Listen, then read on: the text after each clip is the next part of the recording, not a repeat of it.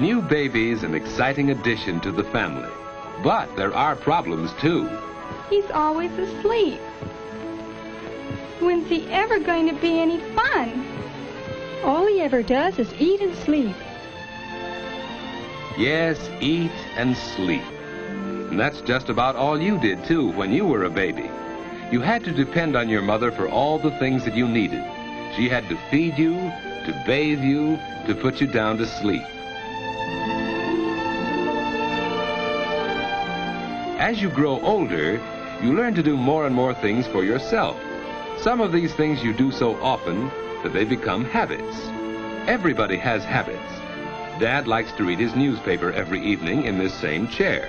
It's one of his habits. Habits are things you do naturally without having to think about them. Martha first had to think each step when she tied a bow knot. Now she can do it easily and quickly.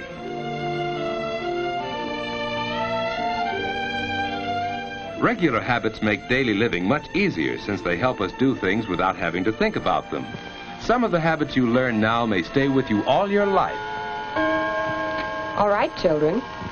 It's time to get ready for bed. I'm almost through with this chapter, Mother. It's time for bed, Susie. You go right to sleep now. Getting ready for bed at a regular time is one of the most important habits you can learn. A quiet hour or two before bedtime is part of this habit. It makes you feel relaxed and sleepy, ready for bed.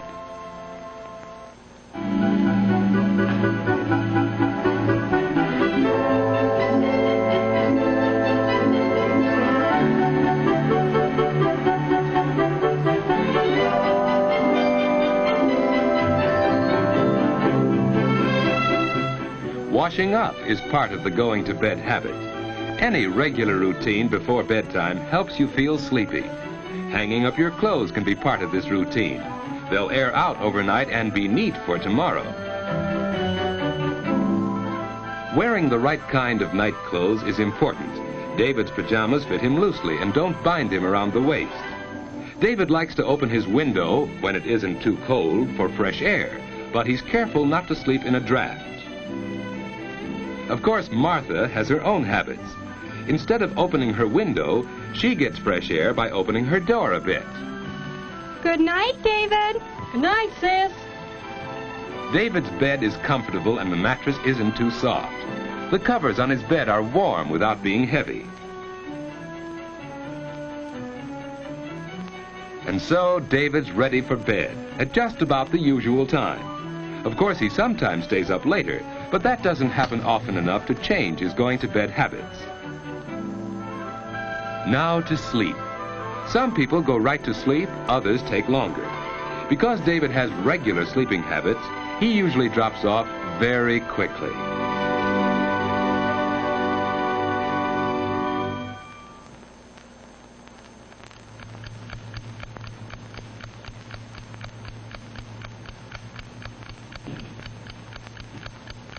David has probably never stopped to think what a wonderful thing sleep is.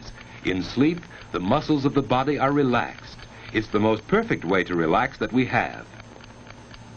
Our breathing is slower and deeper when we sleep. The body's temperature is lower. Even the heart beats more slowly. The whole body is resting. To rest all our muscles, we turn in our sleep. Some people turn often, others not so often, but we all do it. It's a normal part of sound, healthy sleep. Dreams are normal, too. Often they're suggested by things around us while we sleep.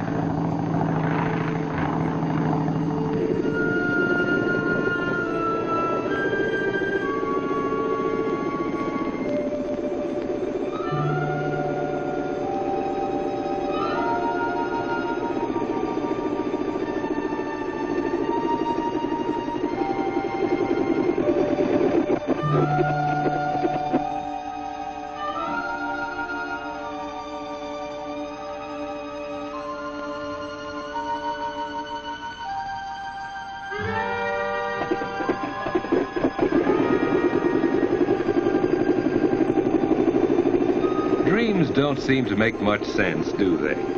That's because the brain is resting along with the body, so it's less alert when you sleep.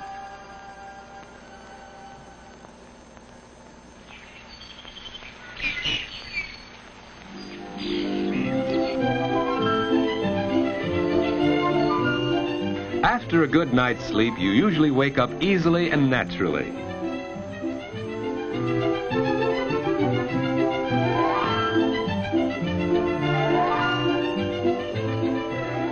The alarm hasn't rung yet. David finds that he usually wakes up before it goes off. Of course, it takes him a little while to get fully awake. You're never at your best until at least an hour or two afterwards. That's one reason why getting up early is so important.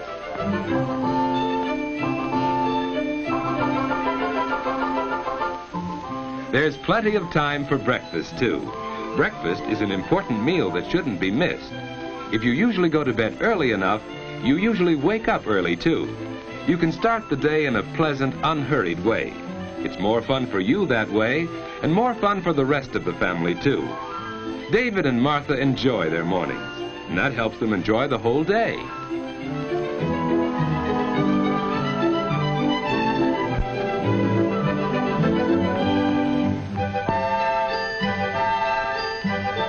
As the day goes on, you get more and more value from your regular sleeping habits. Plenty of sleep helps you to be bright and alert to the very end of the day. But what about bad sleeping habits?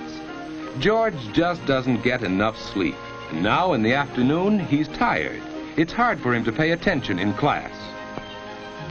When the teacher calls on him, George just can't seem to remember things that he really ought to know. George doesn't realize it, but his main trouble is bad sleeping habits. Last night, for instance... No, Muggsy.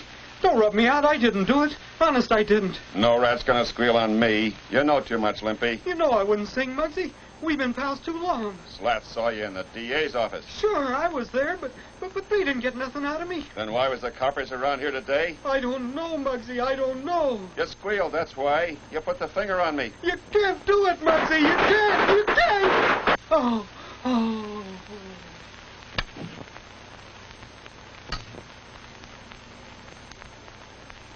Yes, George has bad sleeping habits. And even when he finally does get into bed, he finds it hard to go to sleep. That's because he hasn't formed the habit of going to sleep at a regular time each night.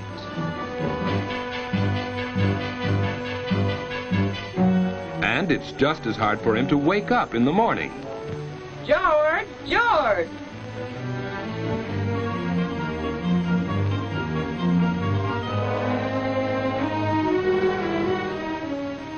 Get up, George.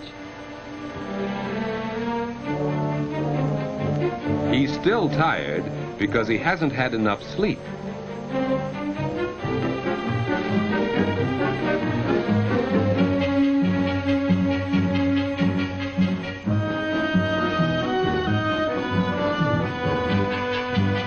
Hey, Mom, where are my books? On the mantel, dear. George, close the door. The morning starts badly, and the whole day goes badly when you get too little sleep too often.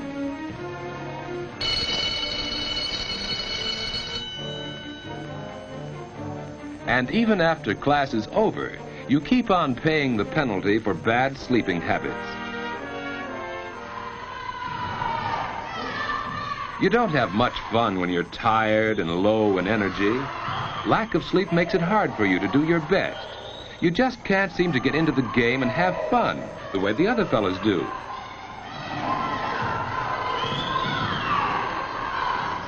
You're irritable and cross, hard to get along with. People don't like you, and you don't like yourself when you're like that. Probably neither David nor George realize how important their sleeping habits are to the way they enjoy their waking hours.